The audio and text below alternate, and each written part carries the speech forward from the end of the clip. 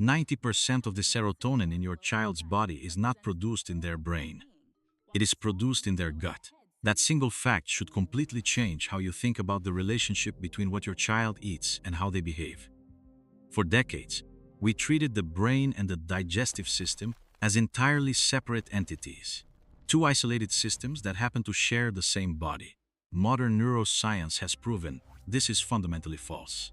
They are in constant, bidirectional communication through a superhighway known as the gut-brain axis, and the conversation happening on that highway is literally shaping your child's mood, their focus, their emotional regulation, and their ability to navigate the world moment by moment. Today, we are going to look past the oversimplified advice of just eat your vegetables and dive deep into the actual physiology of how food changes behavior. We will explore the hidden chemical factories living inside your child's digestive tract, the deceptive nature of blood sugar crashes, and why certain micronutrients are the literal building blocks of emotional stability. By the end of this, you will understand the powerful invisible mechanism that is shaping your child's mind with every single meal. To understand this connection, we must first discard the idea that the brain operates in isolation. The primary physical connection between gut and brain is the vagus nerve, a massive cranial nerve that runs directly from the brainstem down into the abdomen, acting as a direct telephone line between your child's digestive system and their central nervous system. But the communication is not just electrical, it is profoundly chemical. Your child's digestive tract is home to trillions of microorganisms, collectively known as the gut microbiome. These microbes are not just passive passengers digesting food. They are active chemical factories. They produce neurotransmitters, they regulate inflammation, and they send constant signals to the brain about the state of the body. When a child consumes a diet high in ultra-processed foods, refined sugars, and artificial additives, it can alter the balance of this microbiome. This microbial imbalance triggers low-grade inflammation in the gut lining. This inflammation sends distress signals up the vagus nerve directly to the brain. The brain receives these signals not as a stomachache, but often as anxiety, irritability, or brain fog. The child does not know why they feel suddenly overwhelmed or agitated. They just know that they do. Their behavior is a downstream symptom of an upstream biological conversation that we are only just beginning to understand. The second major mechanism at play is the blood sugar roller coaster, and it is, perhaps, the most immediate driver of behavioral shifts in children. Children have smaller bodies and faster metabolisms than adults, meaning their blood glucose levels can fluctuate much more rapidly. When a child eats a meal or snack that is heavily dominated by simple carbohydrates and added sugars, their blood glucose spikes rapidly. Initially, this might look like a burst of energy or excitement, but the body's primary goal is homeostasis, or balance. In response to this sudden flood of sugar, the pancreas releases a massive surge of insulin to clear the glucose from the bloodstream. This overcorrection often leads to a rapid, steep drop in blood sugar, a state known as reactive hypoglycemia. When blood sugar crashes, the brain perceives this as a literal emergency.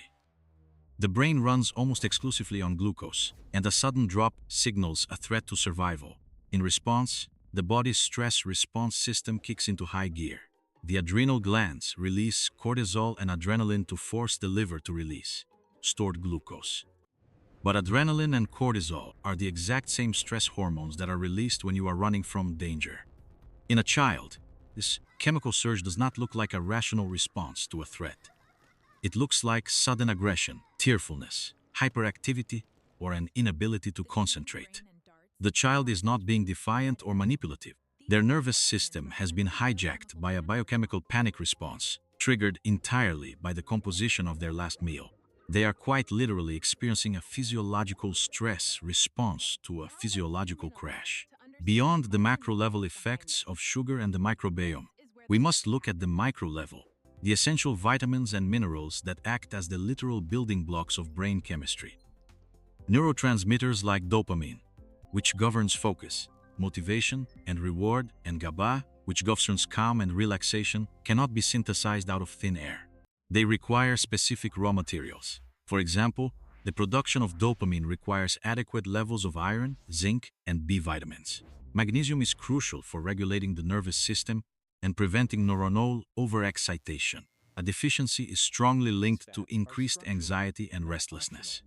Omega-3 fatty acids are fundamental structural components of brain cell membranes, directly influencing how efficiently neurons communicate with one another. When a child's diet is consistently lacking in these critical micronutrients, often because they are crowded out by calorie-dense, nutrient-poor processed foods, the brain simply does not have the raw materials it needs to produce the chemicals required for stable mood and sustained attention. It is like trying to build a house without bricks. You can demand that the house be built, but without the materials, the structure will be unstable.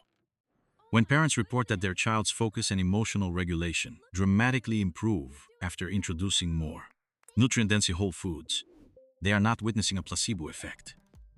They are witnessing the brain finally receiving the specific biochemical tools it needs to function optimally. However, it is absolutely critical to understand that this is not a one-size-fits-all equation. The reason you might see one child completely unfazed by a certain food, while another child has a dramatic behavioral shift after eating the exact same thing, comes down to individual biological variation. We are not necessarily talking about classic, life-threatening food allergies. We are talking about food sensitivities or intolerances, which are much more subtle and often delayed. For some children, certain compounds, such as artificial food dyes, preservatives, or even naturally occurring compounds, can trigger a mild inflammatory response, because a child's blood-brain barrier is still developing and more permeable than an adult's. These inflammatory markers can cross into the brain more easily. This can manifest as irritability, sleep disturbances, or a sudden loss of executive function.